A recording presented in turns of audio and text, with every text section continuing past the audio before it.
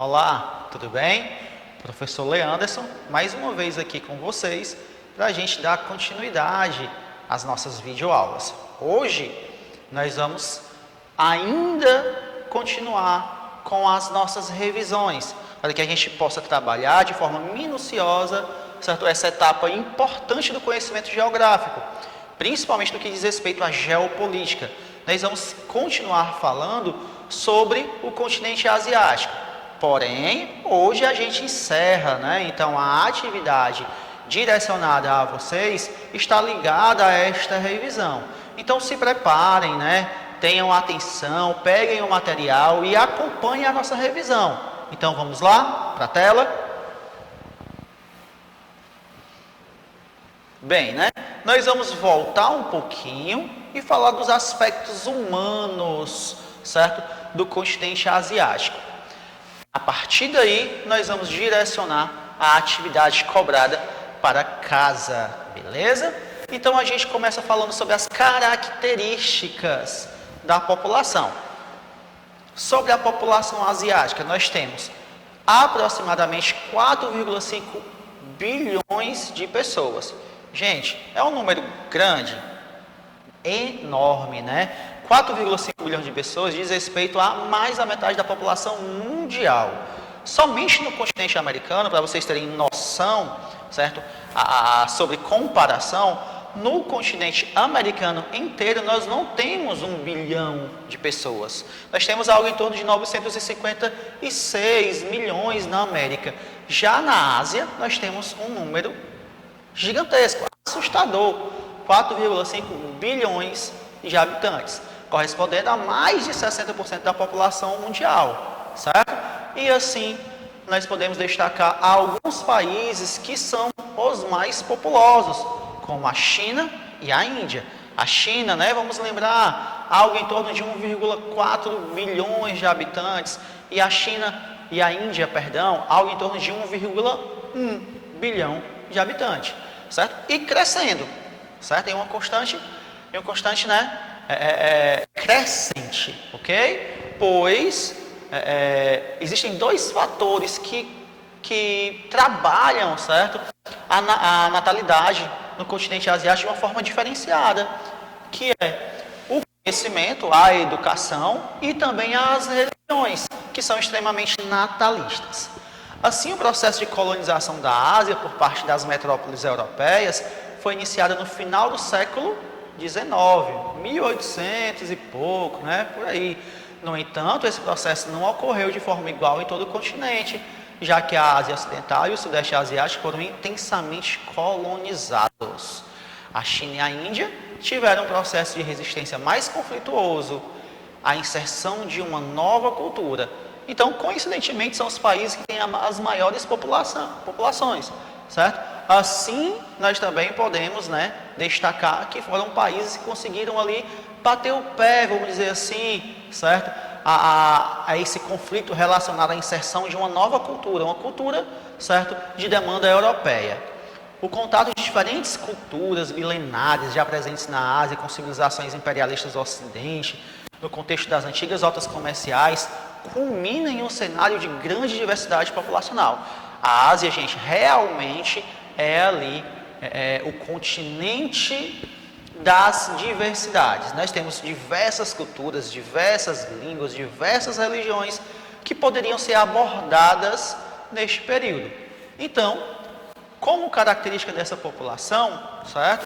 Nós vamos ter essas tradições peculiares, particulares, certo? Assim como fatores naturais que vão influenciar diretamente essa distribuição diferenciada entre culturas, etnias, entre outros.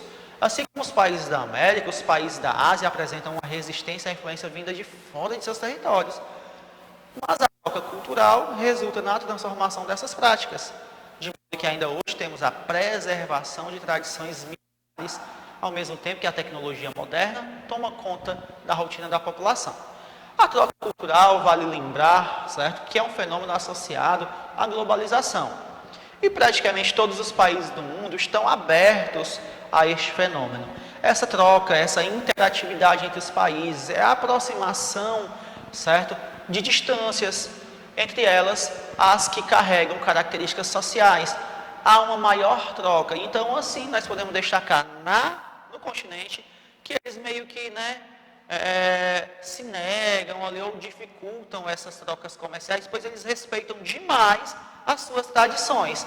Porém, também é inegável a gente dizer que esses países são fechados, pois eles também, devido à globalização, há essa abertura, essa possibilidade, tá bom? Então, sobre o estudo da população e IDH, certo? Vale ressaltar que o IDH é o Índice de Desenvolvimento Humano, que é medido através de 3 características, que é o grau de escolaridade, a expectativa de vida e a renda per capita, beleza? Então, fazendo a associação em cima desses 3 segmentos, é tirado uma nota, assim vamos falar, E desta nota nós temos ali uma distribuição, onde tem os países que apresentam um melhor desenvolvimento humano e os que apresentam índices menores.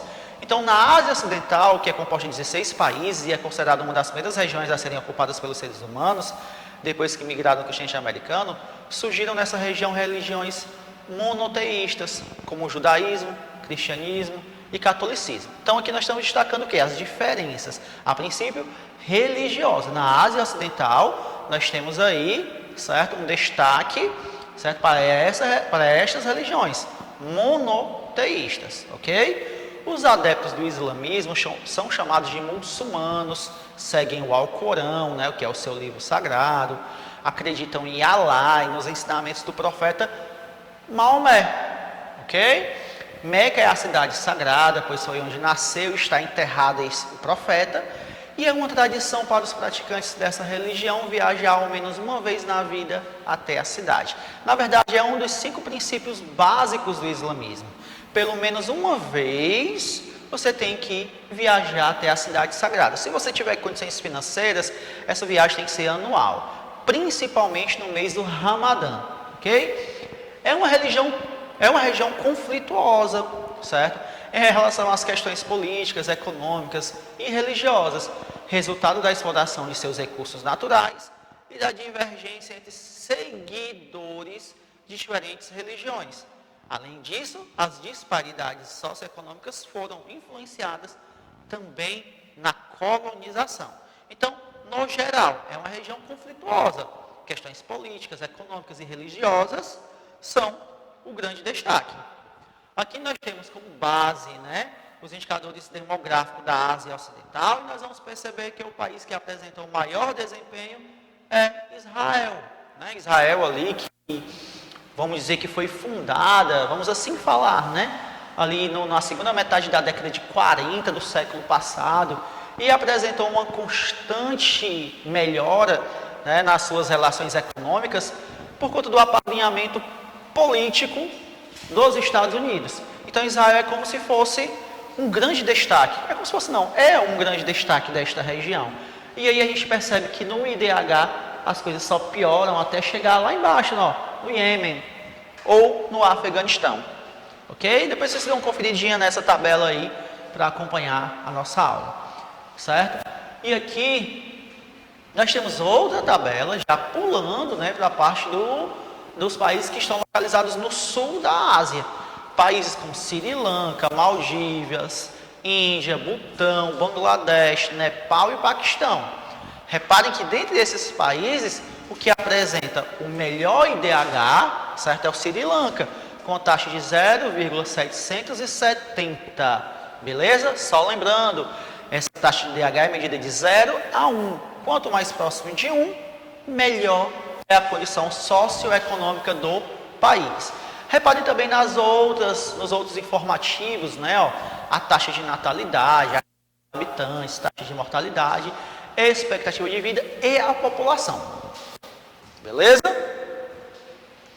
Assim, já que nós estamos falando destes países, vamos falar de um específico, da Índia, A Índia, além de ser destaque econômico, por conta de seu crescimento nos últimos anos, ganhando notoriedade, entrando em grupos de países emergentes como o BRICS, ok? Nós temos uma sociedade também bem característica, Aqui nós temos a representação de como está dividido as suas camadas sociais, beleza? As camadas sociais estão ligadas à religião. A Índia é o segundo país mais populoso do mundo e devido à significativa taxa de natalidade, estudiosos preveem que vão ultrapassar a China, certo? Já que a China vem limitando, ok? Mais de 80% da população é hinduísta e cerca de 14% seguem o Islã. Essa diversidade religiosa, além de linguística, contribui para o aumento de tensões e conflitos no país. O hinduísmo colaborou para a prática de um sistema de castas que são hereditárias, ou seja, não há ascensão. Você não tem como nascer um Sudra e no meio do seu caminho ali você chegar a ser um Brahma. Eu quero fazer parte da cabeça ali. Não, isso não existe. Se seus pais são Sudras, você vai nascer um Sudra. Não tem essa ascensão, beleza? E para a gente chegar ao fim, né, deste momento da aula, nós vamos chegar até a dinâmica populacional, né, como está a distribuição, certo, da população. O que a gente pode perceber? Que lá no norte, na parte setentrional, nós temos ali um grande vazio, pois a rigidez climática, certo, ela retira, ela não permite, vamos dizer assim, a alocação de pessoas nesta localidade.